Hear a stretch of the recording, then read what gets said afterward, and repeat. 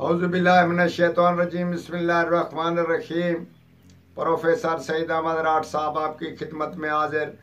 अस्सलाम वालेकुम नाज़रीन। मछली के शिकार के लिए पहले हम बता चुके हैं एक दो नुस्खे, मगर वो कामयाब ना होने की सूरत में, उसको चीज़ ना मिलने की सूरत में, ये नहीं कि उसको कामयाब नहीं हुए, मगर उसको चीज़ ना मिलने की सूरत में वो नाकाम हो चुके और हमें बहुत सारी दरख्वास्तें कर चुके हैं कि हमें ज़रूर बताएं, फिर बताएं, फिर बताएं। आज हम उनके बारे में ज़रूर बेहतरीन रिजल्ट, और हमारे दोस्त अभी भी काम कर रहे हैं, मगर ये खास ख्याल रखें कि हम आपको ये नुस्खा जो बता रहे हैं ये चोरी में इस्तेमाल ना करें, क्योंकि हमारे दोस्त ने पहले ये जो काम किया वो चोरी के माध्यम में शुरू किया। कहीं जाते और वो चीज़ फेंकते और मछली पकड़ कर घर आ जाते। ये बहुत ही नुकसानदेह चीज़ है। शिकार को शिकार समझें और उसी चीज़ को हराम ना करें। हम खुदा आपको बता रहे हैं चीज़ एक खास राज की है।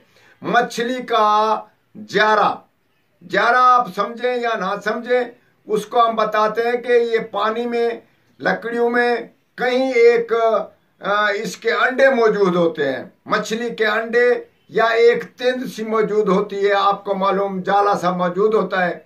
आप उसको उठा लें और जितना उठ सके उसको खूब रगड़ें। खूब रगड़ने के बाद उसमें रगड़ें और उसमें थोड़ा सा गेहूं का आटा यानी कि गंदम का आटा उसमें मिक्स कर लें। ऐसा मिक्स करें और उसको मिलाते रहें, इतनी देर तक मिलाते रहें कि वो रबड़ बन जाए। जैसे वो जाला रबड़ होता है, इसमें भी ये रबड़ बन जाता है।